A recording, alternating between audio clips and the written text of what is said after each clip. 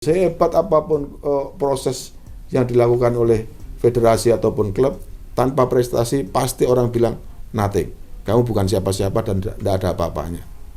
Apa bedanya pemain naturalisasi dengan atau pemain lokal kita? Kalau kemudian kedatangan dia menghilangkan kesempatan bagi anak bangsa kita, itu jadi masalah besar kan gitu kan.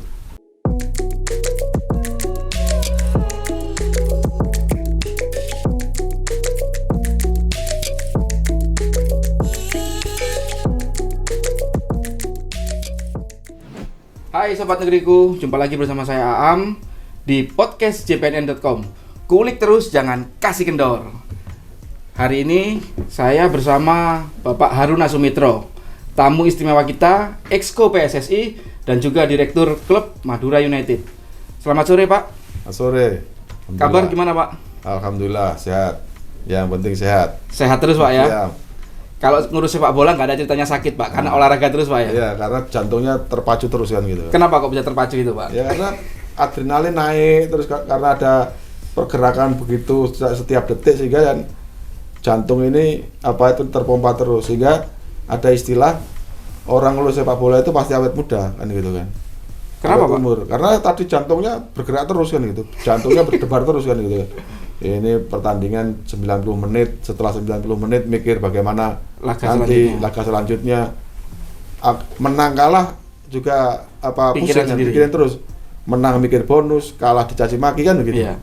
Belum lagi kalau udah awal-awal bulan mikir gaji Pak. Iya terus itu terus siklusnya terus menerus sepak bola itu kan gitu kan. Karena aktivitasnya bukan cuma fisik, akhirnya pikiran beraktivitas, iya. Jantung beraktivitas juga. Jantung berdebar-debar terus, sehingga pompa darah itu kan terus lancar ya, metabolisme tubuh lancar alhamdulillah kan gitu kan. Tapi bukan itu Pak ya, yang bikin Pak Haruna dari dulu sampai sekarang badannya tetap segini aja. Iya. Oke Pak, kalau dulu ada cerita nih Pak, sebagai Exco PSSI sekarang. Dulu kan katanya pernah pengen jadi pemain sepak bola itu Pak. Gimana ceritanya itu Pak? Ya, saya itu di kampung, kebetulan rumah saya di kampung itu dekat dengan lapangan sepak bola, sehingga komunitas anak-anak muda seusia waktu itu 11-12 tahun itu ya mainnya di lapangan sepak bola, sehingga banyak kegiatan saya itu hampir mayoritas di lapangan sepak bola. Itu kampungnya di mana Pak? Di Magetan. Di daerah Sarangan sana, lereng Gunung Lawu sana. Oh, lereng Gunung Lawu. Sehingga sejak kecil memang saya bercita-cita kepingin jadi pemain sepak bola, tapi tragisnya usia 11 tahun, saya tahun 75 itu kecelakaan sehingga kaki saya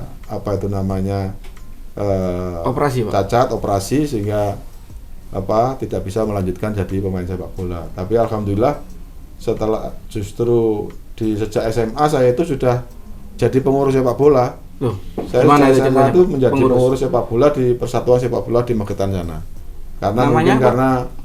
Karena mungkin sudah tidak tersalur di pemain, ya saya jadi pengurus di Persatuan Sepak Bola Magetan atau Persemak itu kan gitu. Oh, Persemak Pak ya, singkatannya. Tapi itu kaki yang mana Pak itu Pak? Kaki kanan. Masih ada bekas itu nggak Pak? Masih ada ini. Nah ini coba. Nih, Sobat Negeriku kita lihat. Ini sisi lain yang belum pernah kita lihat dari Pak Haruna. Nah, ini ada Pak cacat kaki saya, sehingga tidak bisa melanjutkan Pak ya. Iya. Kalau boleh aktivitas berat itu masih ada pennya nggak Pak? Apa sudah dilepas? Sudah dilepas. Karena itu Bapak akhirnya memutuskan menjadi pengurus sepak bola. Jadi sudah hilanglah mimpi dari pemain sepak bola itu kan gitu kan. Padahal sebetulnya karena masa kecil saya sudah terbiasa di lapangan sepak bola, ya insya Allah bisa lah jadi pemain sepak bola waktu itu kan. Gitu. Iya. Itu, tapi tadi umur 12 tahun saya kecelakaan sehingga tidak bisa dilanjutkan itu gitu. Di Persemak nih Pak ceritanya, di Persemak Magetan ini, terus akhirnya bisa sampai ke Jawa Timur seperti apa ini Pak? Sampai akhirnya di bola nasional ini. Di bola setelah nasional. saya lulus SMA, saya kuliah kebetulan di Jombang, di Universitas Darul Ulum Jombang. Undar. Dari situlah saya justru jadi aktivis mahasiswa, juga jadi aktivis ngurus sepak bola, ngadakan turnamen, kemudian beberapa kegiatan-kegiatan kita lakukan di kemahasiswaan itu lebih kepada sepak bola, sehingga di mahasiswa pun saya jadi pengurus sepak bola kan gitu kan. Kayak UKM-nya gitu Pak ya? Iya. UKM sepak bolanya. Ya, jadi setelah itulah kemudian lulus saya bekerja, dan kebetulan sejak bekerja itu saya bonek lah istilahnya. Jadi setiap ada pertandingan sepak bola di Surabaya, khususnya Persebaya, saya mesti datang. Tidak saya melewatkan satupun pertandingan Persebaya yang ada di Tambak Sari pada saat itu. Dan ketika dia away baik ke Jakarta, baik ke daerah-daerah yang lain, waktu itu saya betul-betul bonek kan gitu. Itu tahun berapa itu Pak? Sekitar tahun 90-an sampai kira-kira tahun 98 gitu. Saya terus jadi bonek. Kebetulan saya ditakdirkan terpilih jadi anggota DPR waktu tahun 99 sampai 2004. Kemudian pada saat saya jadi anggota DPR itu, tiba-tiba Pak Dahlan sebagai Ketua Umum Persebaya pada saat tahun 2003 memanggil saya untuk ngajak diskusi tentang Persebaya. Tahun 2003. Bapak dulu di DPR Jatim Pak ya? DPR Jatim. Dari partai apa dulu Pak? Dari Partai Gurem, Partai Daulat Rakyat kan gitu kan. Tapi jadi anggota DPR, ya, berarti nggak gurem dong Pak. Justru teruji dengan partai yang kecil tapi bisa jadi anggota DPRD kan gitu Pak. Jadi ketika 2003 itu Persebaya punya masalah yang serius karena terdegradasi, terlempar ke ke divisi 1. Dulu belum ada Liga 1, Liga 2. Yang ada divisi 1 divisi utama. Iya. Kasta tertinggi divisi utama, Persebaya degradasi ke divisi 1. Kemudian saya dipanggil malam itu oleh Pak Dahlan. Tiba-tiba Pak Dahlan dengan kalimat yang tanpa ada diskusi, dia bilang pokoknya kamu jadi manajer Persebaya malam ini katanya. Kita tahu pada saat itu Persebaya mengalami persoalan yang serius, soal finansial maupun soal prestasi yang sulit naik karena tahun itu Persebaya betul-betul terpuruk sehingga mengharuskan pengelola ataupun pengurusnya itu untuk mengembalikan Persebaya ke kasta yang tertinggi divisi utama. Alhamdulillah setelah saya ditunjuk jadi manajer Persebaya tahun 2003 itu kita bisa berprestasi dan justru tahun itu kita bisa menjadi juara divisi 1 dan kembalilah Persebaya promosi ke divisi utama waktu itu. Pemain saya salah satunya Hamzah itu. Iya. Ya sekarang di Rans. Kemudian ada beberapa sekarang yang sudah nggak ada lah pemain sekarang yang main di Persebaya sudah tua-tua semua. Sudah tua semua. Tapi ada nggak yang ikut Bapak tim juara itu sampai sekarang, Pak? Kalau pemain nggak ada. Nggak ada sama sekali. Ya? Pemain sudah nggak ada, sudah tua itu. Pesannya apa sih Pak Dahlan ketika Bapak akhirnya mantap, ya udahlah harus saya ambil nih pilihan ini gitu. Ya itu soal tanggung jawab kita sebagai stakeholder sepak bola di Surabaya, karena pada saat itu kan saya juga membina klub internal di Persebaya di Surabaya namanya Redo FC, dan kita salah satu stakeholder di Persebaya itu punya tanggung jawab sama-sama bagaimana prestasi Persebaya itu betul-betul bisa dijaga dan dikembalikan pada saat itu gitu. Itu suka dukanya Pak? Ada cerita yang miring nggak atau apa ya Pak yang Bapak paling ingat di tahun ketika pegang Persebaya saat itu? Ada yang yang saya betul-betul terbawa situasi. Saya dulu usaha punya seperti supermarket kecil-kecilan gitu. Saya punya 4 cabang, 4 toko. Namanya apa itu Pak? Redo itu Pak ya? REEDO gitu. Yeah. Ada di Surabaya 2, di Sidoarjo 1, kemudian di Jember 1. Nah, ketika saya pegang Persebaya 2003, satu toko saya terjual kan gitu kan. Itu yang di mana Pak? Di Surabaya? Di Jember. Oh, yang di Jember dijual dulu. Kemudian begitu Persebaya juara dan promosi, padahal cepat-cepat datang ke saya. Ayo kita adakan rapat klub internal. untuk kita evaluasi. Apa yang terjadi pada saat itu? Saya yang jemput beliau di Grapena, saya nyupiri datang ke sebuah rumah makan di Surabaya untuk kita kumpulkan klub internal. Apa yang dilakukan Pak Dahlan? Pada saat itu mengejutkan, Pak Dahlan justru mengundurkan diri dari Persebaya dan mengajak saya untuk mundur semuanya. Saya bengong aja, ini gimana ini? Sementara kita baru saja membawa promosi, tiba-tiba mundur dengan begitu saja. Apa yang dikatakan Pak Dahlan pada saya? Har, kalau kamu tidak mundur hari ini, mungkin seluruh Indomatmu, Redomatmu itu akan hilang, akan habis. Karena itu ini salah satu cara untuk menyelamatkan kamu agar tidak terbawa arus ke sini. Karena apa? Bahasa sepak bola itu, pengelola sepak bola itu hanya dikelola orang gila. Ya, orang gila. Benar itu, Pak. Warasnya itu susah. Kalau sudah gila, menjadi waras kembali itu susah, kan gitu kan. Ini yang kita harus tahu bahwa begitu kita sudah hanyut kepada sepak bola, maka semua uang apa saja sudah keluar dan akhirnya tadi itu tergulung. Sehingga kesimpulannya pada saat itu Pak Dahlan mundur itu justru untuk salah satunya adalah misinya untuk menyelamatkan saya agar tidak terbawa arus di situ, kan gitu kan. Tapi Bapak sekarang masih termasuk yang gila atau sudah waras nih, Pak? Saya sebetulnya sekarang ini kumat lagi kan gitu. Oh, kumat lagi. Nah, dan Persebaya lah yang membawa saya ke dunia sepak bola ini. Akhirnya tahun 2004 saya terpilih jadi ketua Asprop, Pengprov dulu. Pengda dulu, Pak. Iya, dulu Pengda, kemudian menjadi Pengprov, menjadi Asprop sekarang. Saya 8 tahun jadi ketua Asprop. Tahun 2010 saya mengundurkan diri dari ketua Asprop Jawa Timur. Waktu itu kemudian Pak Nyala yang menggantikan saya. Yeah. Dan akhirnya saya waktu itu ingin taubatan nasuha, ingin berhenti betul ngurus sepak bola. Saya mendirikan usaha kecil-kecilan di Lamongan, kemudian ibaratnya saya nyepi karena itu di pinggir hutan betul. Uzlah nih, Pak, istilahnya. Iya, uzlah sudah. Hijrah betul, saya ingin meninggalkan total sepak bola. Saya menepi betul. Hampir 1 tahun lebih saya tidak ngurus sepak bola. Di mana itu, Pak, Lamongannya itu, Pak? Di Kedung Pring, di Babat ke selatan ke arah Jombang itu. Oh, yang yang sepi banget, yang hutan jati sepi sekali ya di pinggir hutan, betul pinggir hutan. Saya betul-betul kayak bertapa begitu di situ. Memang saya bikin usaha di situ. Usahanya bentuknya, Pak? Bikin pabrik plywood untuk pengolahan kayu. Iya. Sehingga dari situ saya betul-betul menekuni. Tiba-tiba berhenti saya total.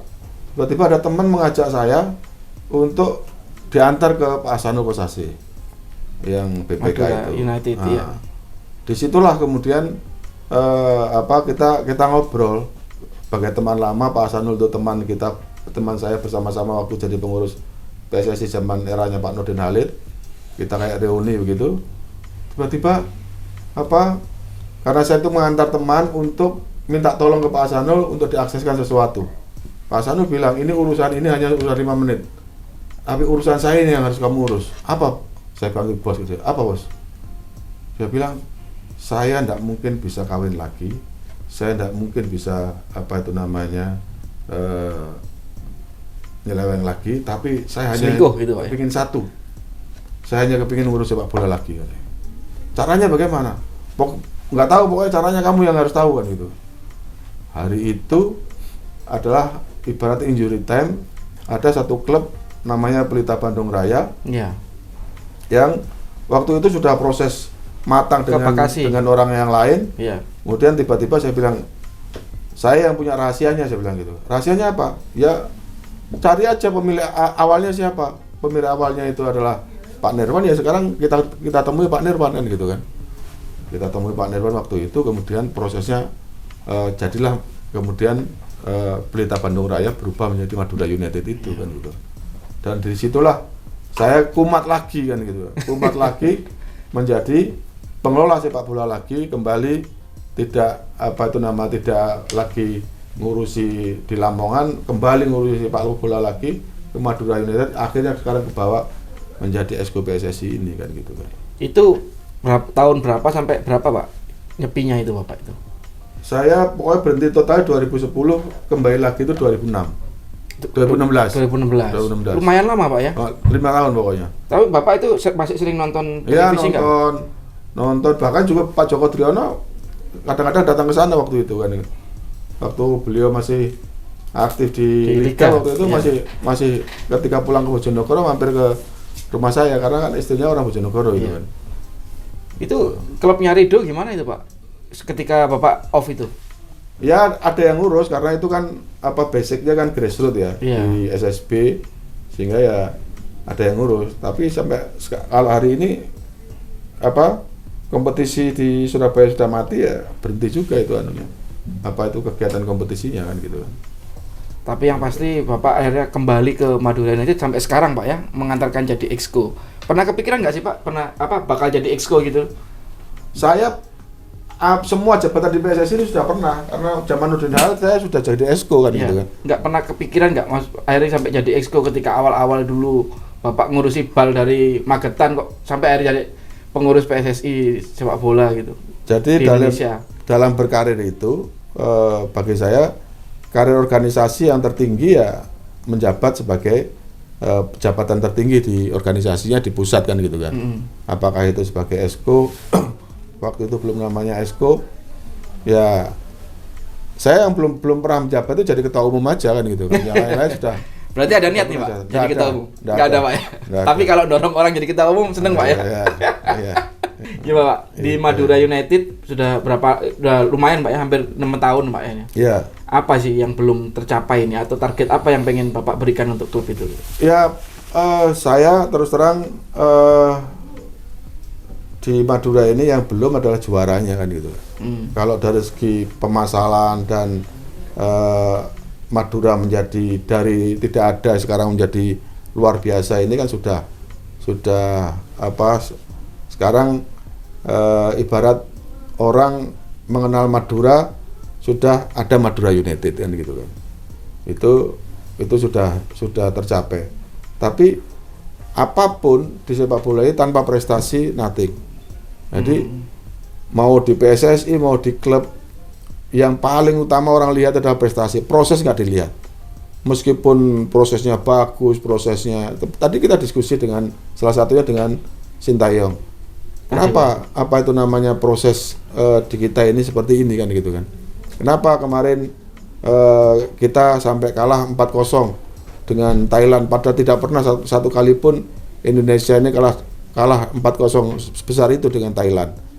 Di SEA Games yang baru saja kita sudah menang 2-0 lawan Thailand. Kenapa kemarin kita bisa kalah 4-0? Dia bilang Anda tidak tahu prosesnya kan gitu kan. Yang orang ya memang begitu sepak bola, saya bilang gitu kan. Sepak bola itu orang tidak mau lihat proses, yang dilihat hasil. Jadi sehebat apapun kompetisi, sehebat apapun proses yang dilakukan oleh federasi ataupun klub, tanpa prestasi pasti orang bilang nothing. Kamu bukan siapa-siapa dan tidak ada apa-apanya. Sehingga kalau saya baca di media sosial, para netizen begitu rupa punya ekspektasi yang tinggi terhadap sepak bola, ya itu kuncinya prestasi. Jadi kembali ke Madura tadi, sampai hari ini yang belum kita persembahkan di Madura itu juara, karena semuanya sudah kita lakukan. Zaman orang klub ada kemungkinan mendatangkan marquee player, Madura sudah mendatangkan marquee player yang paling top sampai hari ini. Tidak pernah tertandingi itu rekrutmen Madura, Petro Dembingi sampai hari ini menjadi rekrutan pemain asing yang terbaik di Indonesia kan gitu kan. Artinya Madura sudah semuanya yang belum punya prestasi kan gitu.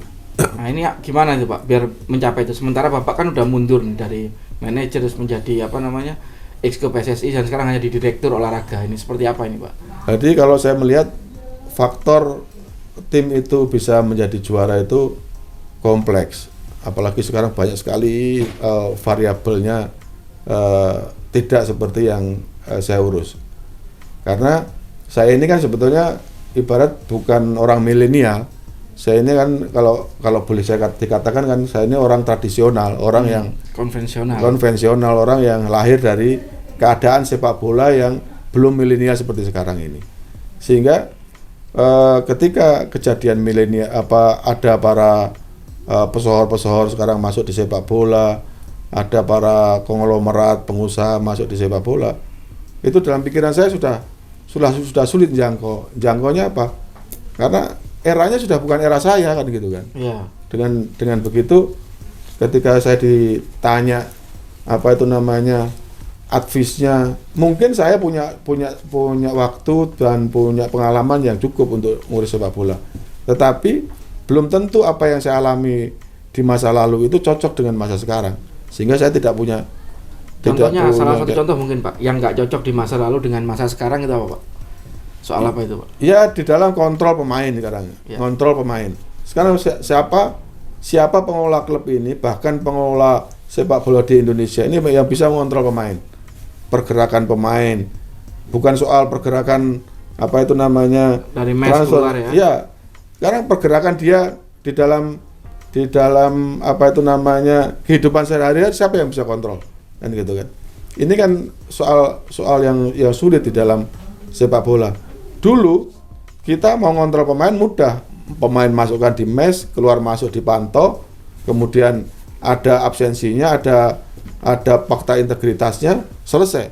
Yeah. Karena dulu banyak klub kemudian bagaimana membangun attitude mental pemain itu kebanyakan dimasukkan ke camp-camp tentara agar apa itu mental dan loyalitasnya terjaga. Sekarang siapa yang bisa menjamin itu? Jadi meskipun dimasukkan camp belum tentu karena era sudah demikian terbuka kan gitu kan. Sehingga saya melihat sampai hari ini saya belum menemukan satu formulasi yang baku, formulasi yang betul-betul ideal untuk membawa sebuah tim itu juara. Contoh, dulu menyiapkan tim itu ya cari pemain yang bagus, cari pelatih yang bagus, siapkan infrastruktur yang bagus dengan metode latihan cukupi gizi dan lain sebagainya. Sekarang banyak variabel yang ada di luaran situ kan gitu kan. Belum tentu Anda menyiapkan pemain yang bagus, kemudian gizinya bagus, apa itu namanya keuangan bagus, semua sehat, kemudian Anda tidak digerogoti dari dalam. Karena ini fenomena yang menurut saya harus sama-sama kita antisipasi di era-era seperti ini kan. Itu grogoti maksudnya gimana tuh Pak? Ya artinya antara visi pemain dengan visi pemilik berbeda kan gitu kan. Dalam bahasa Surabaya itu visi rujak sentul itu, yang satu ngalor, yang satu ngidul kan gitu kan. Maksudnya kan tadi soal pemain yang ngalor ngidul tadi itu. Manajemen pengennya juara, sementara pemain nggak punya niat gitu ya Pak ya untuk juara gitu ya. Ya ada banyak faktor ya yang saya katakan apa itu namanya antara pemain dengan manajemen itu bisa berbeda visi karena begitu banyak pengaruh di luaran sekarang ini. Saya tidak berani menyebut itu match fixing atau apa, tapi yang jelas ada pengaruh lah gitu ya, ada pengaruh yang luar biasa di eksternal sepak bola sekarang yang tentu tidak mungkin bisa dijangkau oleh kita maksud saya sebagai pengelola sepak bola yang wawasannya konvensional itu kan gitu kan. Jadi bagaimana kita bisa menjangkau apa itu umpamanya bahwa pemain sudah cukup banyak gajinya, sudah cukup bonusnya, tetapi ada kekuatan lain yang punya kepentingan yang dia kepentingannya hanya jangka pendek. Contohnya perjudian umpamanya gitu kan. Iya, invisible hand ya Pak. Perjudian kan. Sekarang para pejudi atau dalam hal ini namanya bandar lah gitu ya. Iya. Punya kepentingan apa dia terhadap klub? Nggak punya kepentingan. Yang penting adalah dia hari itu dia gelontorkan uang berapa, menang atau kalah kan gitu aja. Yang penting kan gitu kan. Bagi klub sudah apa itu mendevelop klub ini dari berdarah-darah, kemudian visinya adalah harga diri bagi daerahnya, bagi pemiliknya, bagi klubnya, bagi gambler nggak ada urusan itu dengan itu kan gitu kan, nggak ada urusan jangka pendek. Hari ini omsetnya adalah taruhlah 2 miliar, dia buang 1 miliar, dia masih menang 1 miliar kan gitu kan. Jadi itu Pak ya, udah nggak ada lagi ceritanya nyogok-nyogok wasit gitu ya. dari klub gitu Pak ya? Ya, wallahu alam ya, dari segi itu siapa yang masa bisa jangkau sekarang klub apa itu namanya mau nyogok wasit kan gitu. Jangan-jangan malah ini Pak ya, apa namanya, bandar judinya tadi yang memainkan itu ya Pak ya? Nah, saya malah justru apa itu namanya melihat bisa jadi karena dari segi apapun Indonesia ini punya pasar yang luar biasa, baik pasar gelap, pasar terang, pasar setengah gelap, pasar yang luar biasa kan gitu kan. Dari informasi-informasi yang saya dapat bahwa omset perjudian di sepak bola ini luar biasa besarnya, ratusan miliar kan gitu kan. Ratusan M dalam satu pertandingan? Dalam satu pertandingan. Satu pertandingan ratusan M Pak? Iya, artinya dalam satu match saja itu sudah ratusan miliar. Kalau kemudian klub jangkau apa? Klub untuk membiayai operasional, gaji pemain dan board and loading klub aja dalam satu tahun dia 40 miliar, setengah mati dia mencarinya. Cari sponsor lah, subsidi liga lah. Kalau ada penonton dari penonton itu dengan risiko-risiko yang besar. Tapi bagi bandar tidak ada risiko apa-apa dia. Risikonya adalah bagaimana omset itu menjadi pendapatan dia kan gitu kan.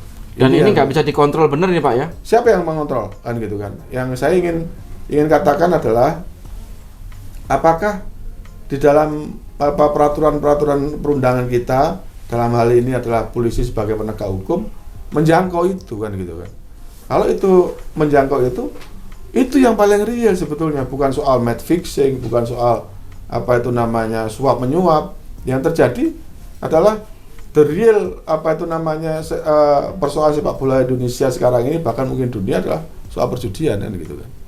Ini yang harus dilawan nih Pak. Dilawan tidak mungkin menurut saya. Tidak mungkin kita melawan dipagerin, susah juga. Mageri juga tidak mungkin ya. Bagaimana kita bukan berkolaborasi ya, memahami aja. Oh, ada karakternya begini, kemudian kita nanti harus begini kan gitu kan. Sekarang ini saya memahami karakternya aja nggak bisa kan gitu kan. Memahami karakternya nggak sulit karena saya termasuk makhluk yang dilahirkan dalam era tradisional kan gitu kan. Nah ini kalau Bapak sendiri nih Pak melihat kondisi seperti ini, apa yang harus dilakukan oleh PSSI ini Pak? Sehingga itu tadi mageri nggak mungkin, tapi bisa melihat itunya lah, melihat tingkah laku mereka itu seperti apa gitu. Saya justru berharap PSSI dalam hal ini jangan hanya terbawa arus kepada soal pemberantasan match fixing, karena realnya match fixing itu bukan sesuatu yang harus diberantas, tetapi sesuatu yang harus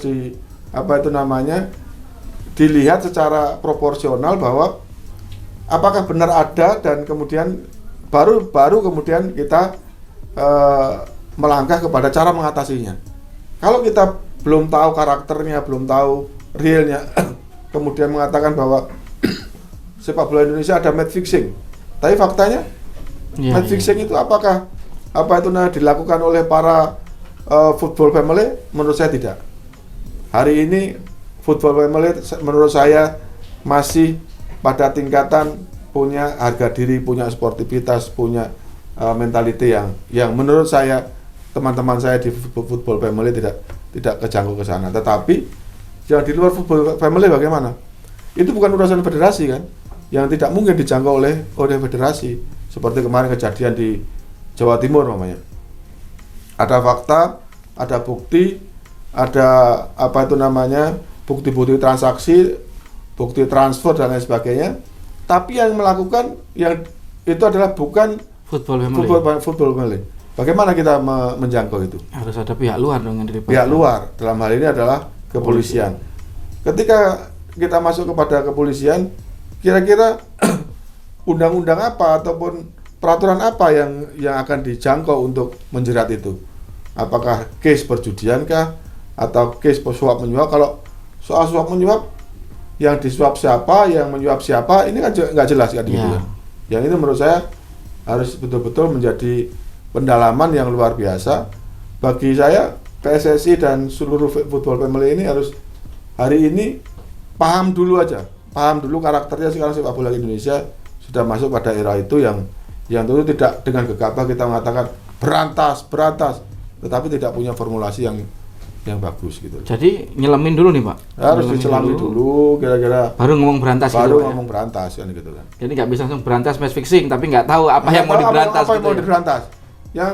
Yang orang berpikir kan match fixing ini kan seperti kelakuan konvensional waktu itu antar pemain dengan pengelola klub ketemu janjian bahwa nanti kalau saya main di sana kamu kalah. Nanti kalau saya main di sini kamu ganti yang kalah. Itu match fixing zaman dulu kan gitu kan. Itu match fixing zaman dulu. Barter Pak ya? Ya sudah out of date itu kan gitu kan. Tapi Bapak pernah melakukan itu nggak Pak? Melakukan itu? Tidak pernah. Alhamdulillah. Saya bukan apa-apa. Saya punya prinsip bahwa apa yang kita lakukan pasti akan kembali kepada kita.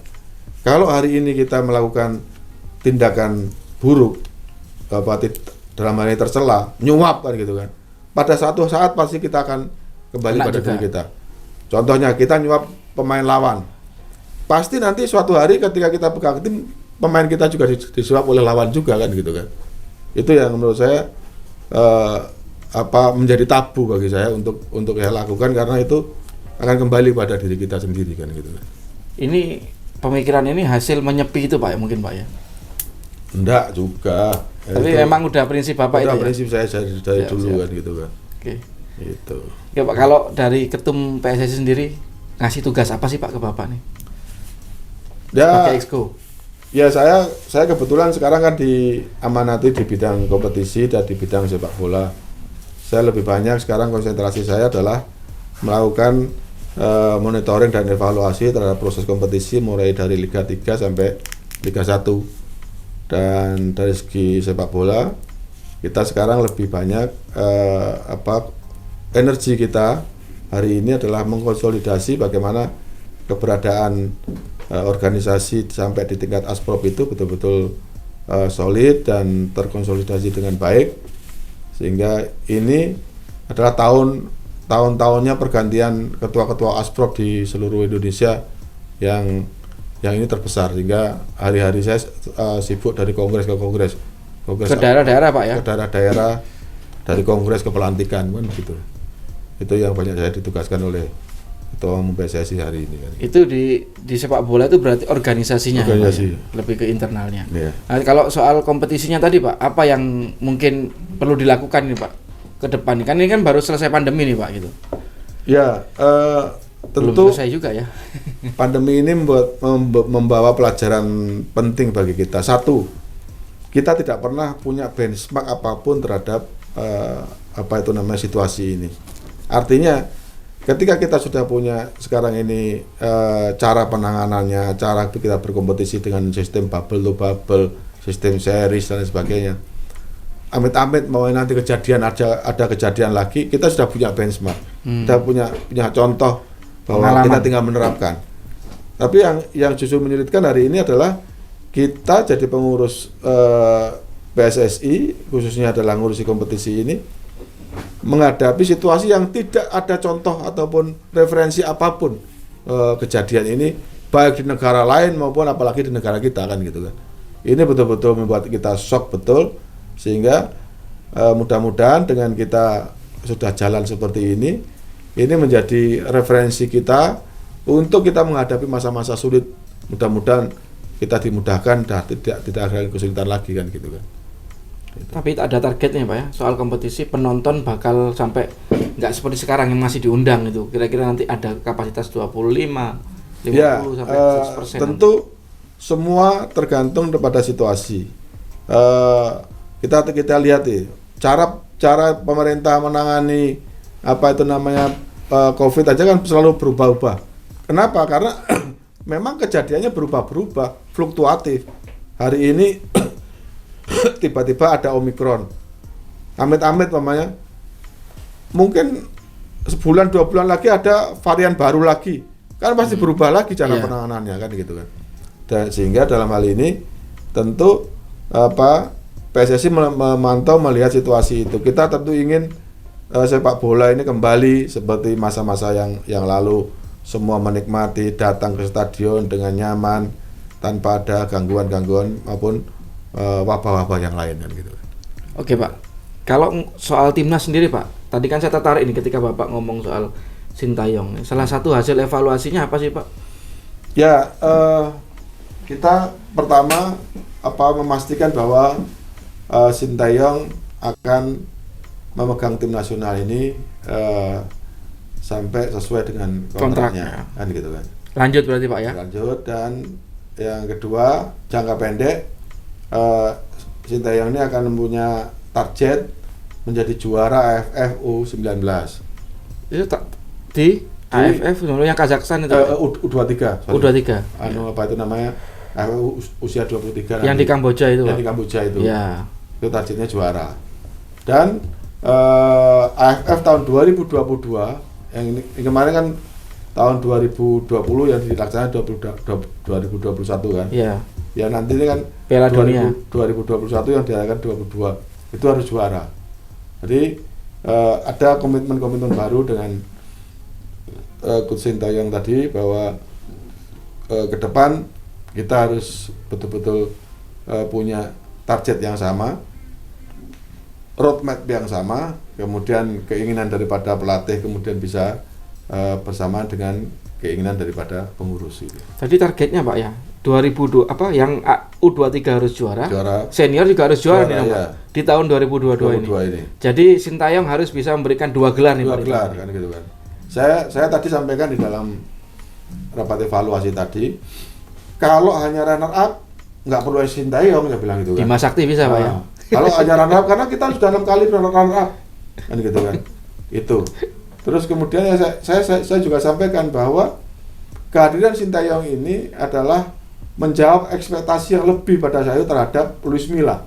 Saya mengalami betul ketika kita mau berpindah dari Luis Milla kepada Sintayong ini situasinya seperti sekarang ini. Ya. Orang pertahankan Luis Milla. Tapi begitu sekarang Sintayong masuk memberikan sihir baru, sekarang orang bilang, netizen bilang, pertahankan Sintayong. Kenapa? Karena mungkin ada suasana yang ekspektasi yang begitu besar. Euforianya ini Pak ya. Dari apa itu namanya stakeholder sepak bola, supporter khususnya terhadap prestasi. Kalau mungkin pada saat hari ini Sintayong sudah juara, mungkin berbeda lagi situasinya kan gitu kan. Tapi karena hari ini baru runner up, wah berarti masih ada harapan ini kan gitu kan. Mudah-mudahan 2002 ini adalah tahunnya Sintayong untuk memberikan piala kepada timnas, kepada PSSI kan gitu kan.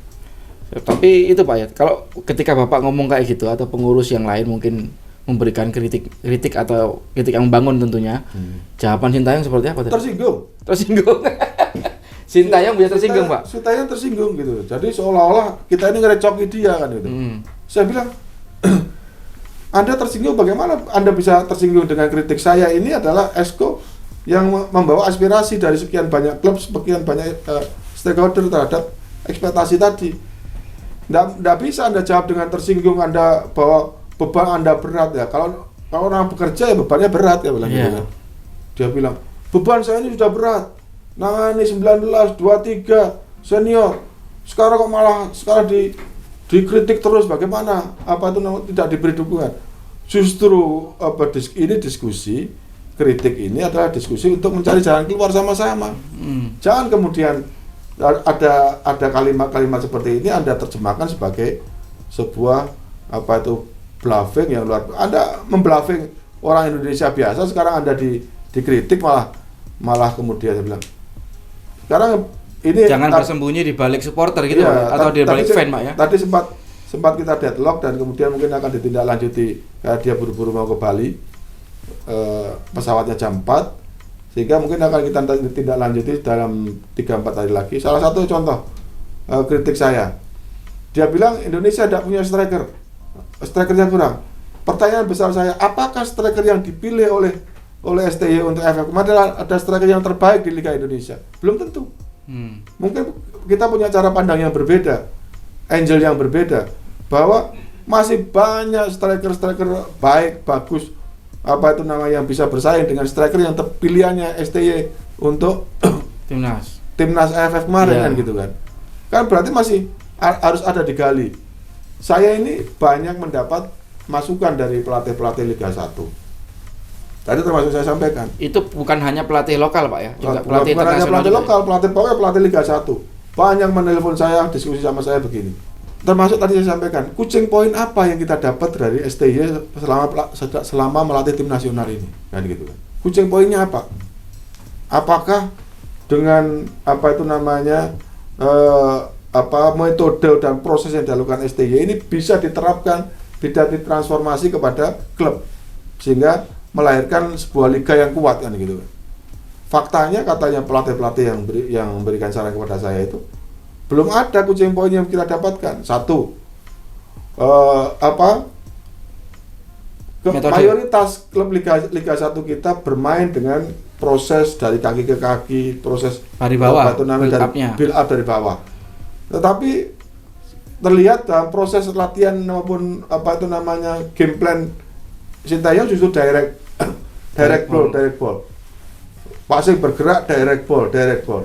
Ini kan berbeda dari apa yang proses yang ada di klub dengan ada di tim nasional, sehingga wajar saja kalau kemudian STY itu menerima pemain yang tidak siap ketika masuk di tim nasional, kan gitu.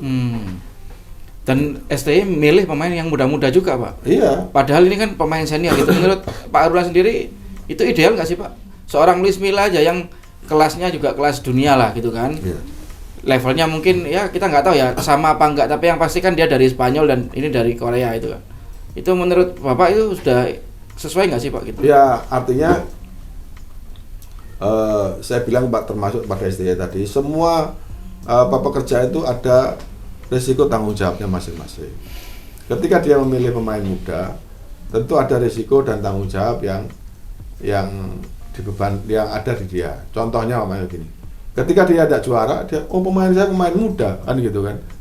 Bukan pemain senior, kan gitu kan. Itu bisa aja dia punya dalih seperti itu kan. Pembenaran. Cari justifikasi seperti itu. Nah, tentu kita tidak berharap bahwa justru STY membawa pemain muda untuk FF ini, justru inilah fondasi kuat kita untuk menghadapi 2, 3, sampai 5 tahun yang akan datang. Bahwa fondasi pemain kita ini betul-betul konsisten akan kita bawa seperti itu. Masalahnya adalah apakah ini akan konsisten gitu kan, yang saya katakan. Apakah Coach STY ini mentransformasi proses cara dia berlatih, metode dia berlatih kepada klub-klub Liga 1. Itu persoalan. Karena kalau piramida ini tidak terbentuk, maka tentu akan menyulitkan apa yang terjadi di klub. Salah satu contoh tadi saya katakan. Salah satu poin yang saya katakan tadi di dalam rapat tadi. Para pelatih ini banyak komplain kepada kita. Cara berlatih STY ini dari segi melatih fisik berbeda dengan yang dilakukan oleh klub. Klub sekarang sudah eranya melatih fisik secara holistik dalam bahasa teknisnya gitu. Tapi STY ini melatih fisiknya secara parsial. Jadi berbeda latihan fisik dengan latihan taktikal. Nah ini persoalan tersendiri.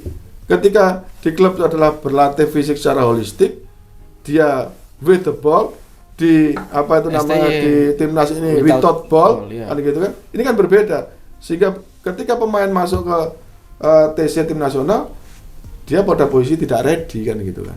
Ini yang saya katakan harus ada sinkronisasi, transformasi antara apa yang diinginkan oleh tim nasional dengan klub. Demikian juga klub juga mungkin mengadopsi apa yang dilakukan oleh Sintayong, kan gitu kan. Ini yang belum sampai hari ini bahasanya pelatih lah, kucing poinnya belum dapat, kan gitu. Itu belum ada pertemuan nggak Pak? Kalau dulu Luis Milla kalau nggak salah pernah ya dipertemukan dengan pelatih. Iya, mestinya begitu. Sampai hari ini belum pernah ada itu secara teknis pertemuan pelatih dengan pelatih tim nasional. Yang itu harus sinkron menurut saya. Nah, itu kalau mungkin tidak sinkron susah. Saya contoh sekarang. Dia ngeblame Spaso itu tidak sesuai dengan karakter keinginan dia. Itu dia. Berarti kan tidak sinkron antara tim nasional dengan klub, kan gitu kan.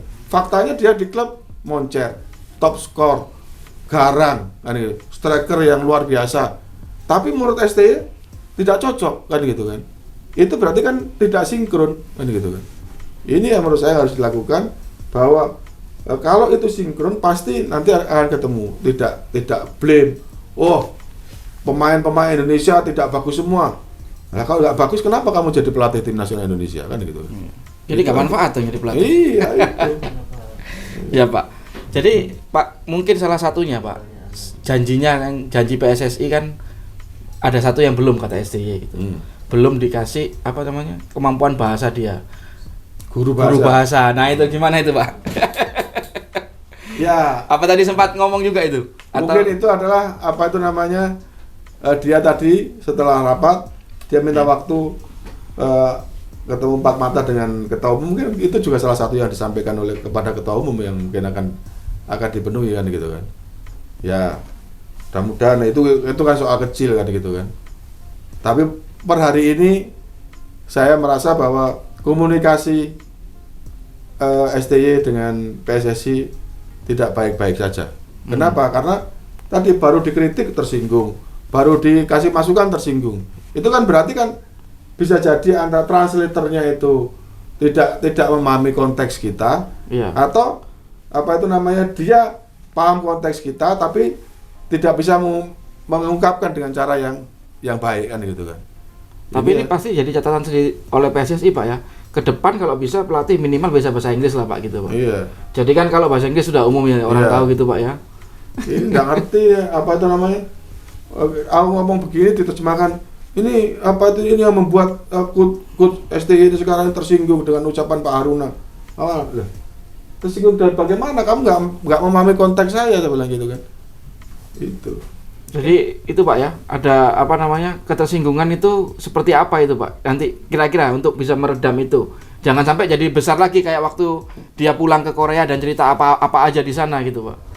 Ya ini soal komunikasi menurut saya, bisa jadi tadi itu karena dia belum memahami konteks berbahasa Indonesia dan kemudian penerjemahnya juga orang Korea yang paham bahasa Indonesia sehingga tidak paham dengan konteksnya tadi itu, akhirnya miskomunikasi. Ini yang kita tidak harapkan. Mudah-mudahan ke depan dengan harapan tadi punya guru bahasa Indonesia dan dia bisa lancar bahasa Indonesia, ya bisa lebih memahami konteks apa yang kita bicarakan gitu. Tapi emang dia nggak pernah komunikasi dengan bahasa Indonesia Pak? Sama sekali. Dia bisa terima kasih, selamat siang, selamat pagi, selamat malam, gitu. Mari makan Pak ya. Iya. Pak, ini ada titipan pertanyaan dari teman-teman netizen nih Pak. Kita tadi cek di komentar-komentar netizen ya kan. Salah satunya soal ini. Todd Rivaldo Ferre ini gimana ini Pak? Ceritanya ini kan lagi masalah ini. Nah, Sobat Tegriku, nih saya tanya ini pertanyaannya nih ke Pak Haruna. Nah ini ternyata ini yang kadang-kadang netizen ataupun orang awam itu tidak paham bahwa pemain atau pelaku atau football family yang mendapatkan hukuman dari komisi disiplin di satu federasi itu berlaku universal di seluruh dunia dan anggota FIFA itu kan gitu kan. Artinya seperti contoh pemain Rans itu yang pemain PSG Padi yang pindahan dari PSMS Medan, dari Medan dia membawa hukuman kepada Padi, oleh Padi dimainkan. Akibatnya kan PS Padi dihukum. Ya, kalah itu. Ya ini menurut saya yang harus betul-betul dipahami bahwa konsekuensi daripada hukuman seseorang federasi itu berlaku secara universal di mana saja. Sehingga wajar kalau kemudian klubnya yang akan mengontrak itu minta declare dari PSSI terkait tentang hukuman itu kan gitu kan, wajar. Nanti PSSI tinggal menurunkan memberitahukan aja bahwa si Fulan atau si Todd Ferre masih harus menjalani hukuman sekian lamanya ya selesai kan.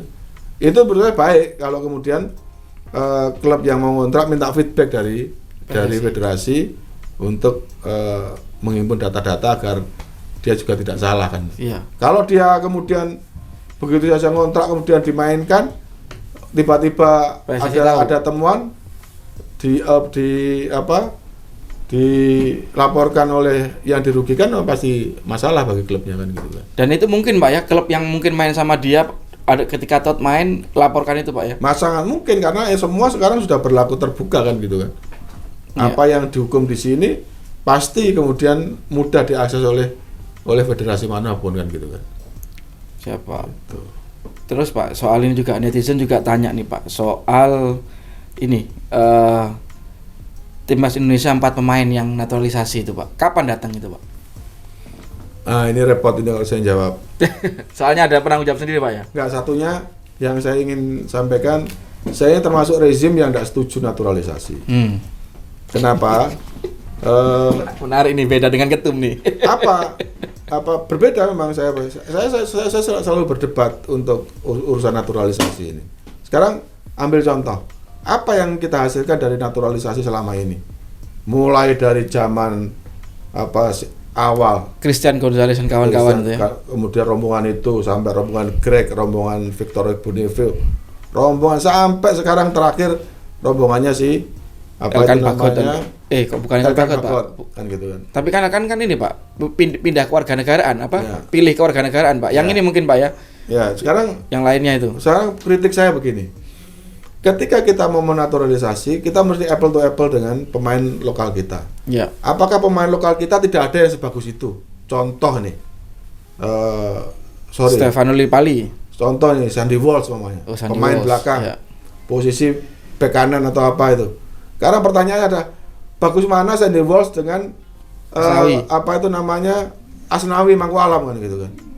Kalau posisi bek kiri bagus mana yang mau dinaturalisasi dengan Pratama Arhan namanya gitu. Itu aja. Posisi center back namanya. Mana lebih bagus yang mau datang ini dengan Dewangga ya. Alfredo ya. Kalau masih range-nya itu hanya terpaut 2 atau 1, lebih baik enggak aja kan gitu kan. Kalau hanya sama-sama, sorry sekarang. Apa bedanya pemain naturalisasi dengan atau pemain lokal kita? Kalau kemudian kedatangan dia menghilangkan kesempatan bagi anak bangsa kita, itu jadi masalah besar kan gitu kan. Justru sekarang kehadiran pemain-pemain naturalisasi itu kan untuk memperkuat keberadaan kita. Apa kita yang kosong? Striker. Oke. Kalau striker yang ada ini sekarang yang datang ini memang punya reputasi, punya jam terbang, punya skill yang di atas dari yang ada sekarang, ayo kita dukung. Tapi kalau faktanya enggak, untuk apa kita begitu itu? Jangan-jangan nanti nasibnya sama aja Pak. Nanti udah dinaturalisasi, nggak cocok sama gaya saya, nggak dipakai sama Sintayong. Dipakai kan gitu kan. Itu yang menurut saya susah kita. Sekarang kalau kita mau jujur, ya tadi itu di depan kita ini, di sekarang ini adanya lahirnya Pratama Arhan, lahirnya Asnawi dari mana? Dari proses kompetisi yang ada di federasi ini. Artinya bahwa kita tidak kekurangan orang. Lahirnya Witan Sulaiman, lahirnya Egy Maulana Fikri, itu bukan dari kompetisi yang lain. Mereka bisa main di luar negeri karena hasil daripada kompetisi kita. Artinya secara real kita bisa, pemain Indonesia ini punya bakat dan bisa dikembangkan di kompetisi di luar negeri dan mereka bisa berkompetisi kan gitu kan. Nah, sekarang kalau kemudian datang makhluk baru dalam tanda kutip yang bentuknya naturalisasi yang kita tidak tahu, yang akhirnya nanti itu semua orang kecewa, itu buang-buang waktu juga kan gitu kan.